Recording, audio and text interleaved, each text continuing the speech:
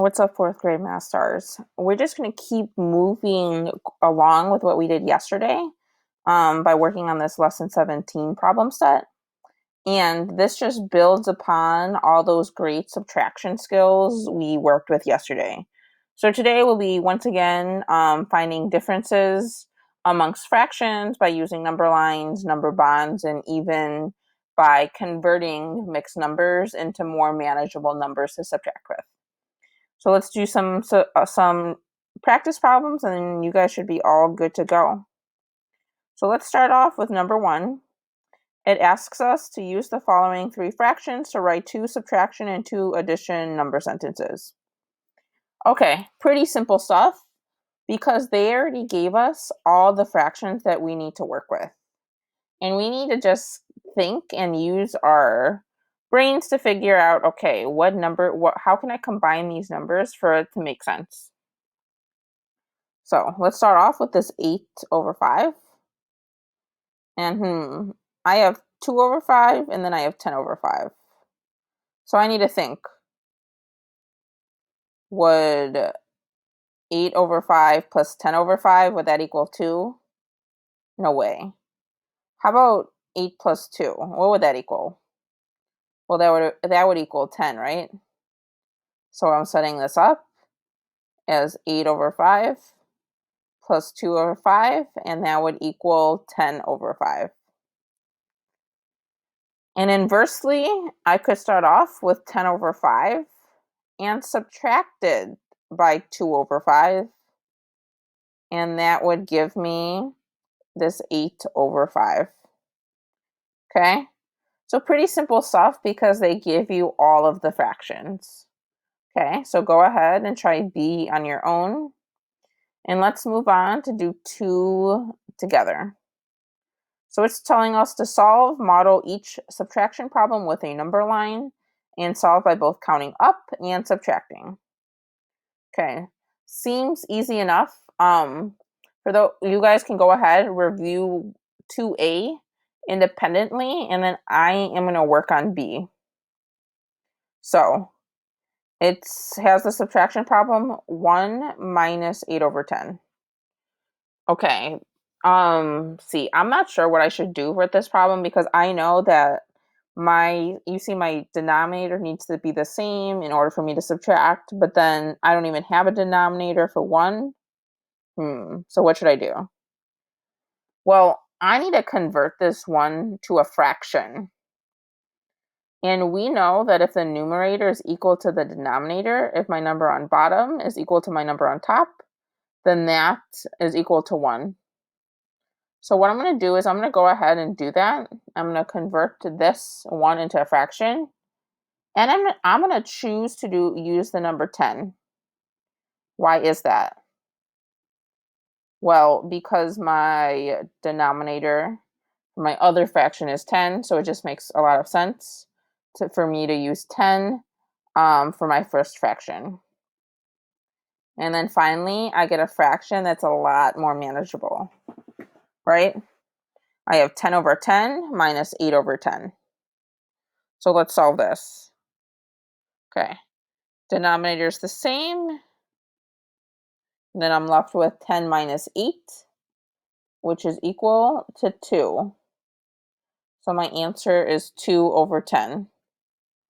I'm going to go ahead and show this using a number line. I'm going to start off with 0 over 10, then 1 over 10, 2 over 10, 3 over 10, 4 over 10, 5 over 10, 6 over 10. My number line, it's a little funky. I apologize for that.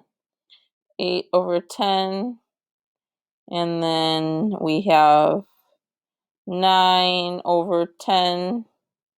And then finally, I have 10 over 10. And as great mathematicians, we know that 10 over 10 is equal to 1. So 10 over 10 is equal to 1, and that's where I'm starting off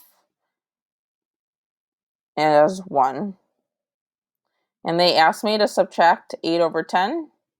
And since I'm subtracting, I'm moving to the left. So I'm going to move to the left 8 times. 1, 2, 3, 4, 5, 6, 7, 8. And I am dropped off at 2 over 10, which is the same exact answer that I got by using the standard algorithm method. Okay, so go ahead and try C, D, E, and F on your own. Then we will move right along to 3. So 3 asks us to find the difference in 2 ways. Use number bonds to decompose the total. Okay, seems easy enough. We're going to go right ahead and look at problem B. So to begin, I have 1 and 3 over 6 minus 4 over 6. So first things first, I'm going to take this 1 like I did up here and turn it into a fraction. What fraction should I use? Well, I should use 6 over 6, right? Because 6 over 6 is equal to 1. And then number 2, we know that my denominator for my fractions is 6, so it just makes sense for me to use 6. So I have 6 over 6. But then again, I still have this 3 over 6 that is attached to that fraction. So all I need to do is add these fractions to create the combined improper fraction. So let's do that. I have the same denominator, so my denominator stays the same. 6 plus 3, that's equal to 9. So I know that 1 and 3 over 6 is the same exact fraction as 9 over 6. But I am not quite done because I still need to subtract 4 over 6. So let's go ahead and do that. My denominator, once again, is the same, stays the same. And then I have 9 minus 4. I know that 9 minus 4 is 5. So my final answer, my final difference, if you will, is 5 over 6. Okay. We could have also done this on a number line. Okay. So let's go ahead and you guys can try C, D, and okay, let's do E together. So it's 1 and 3/12 minus 6 over 12. So first things first, I'm going to write a number bond, just so I can help to manage this mixed fraction, okay? So I'm going to convert that 1 into 12 over 12, and then I am left with 3 over 12. I even know, too, that when my number line is set up like this, I have to add my 2 numbers or my 2 fractions at the bottom. So I have 12 over 12 plus 3 over 12. We know that 12 plus 3 is 15, and my denominator stays the same, and it is 12. So I have 15 over 12, and I still need to subtract 6 over 12. Okay, so we know that 15 minus 6, I'm going to show my work here. 5 becomes a 15, 1 becomes a 0. 5 minus 6 is 9. And then I have 12. So we know that 15 minus 6 is 9.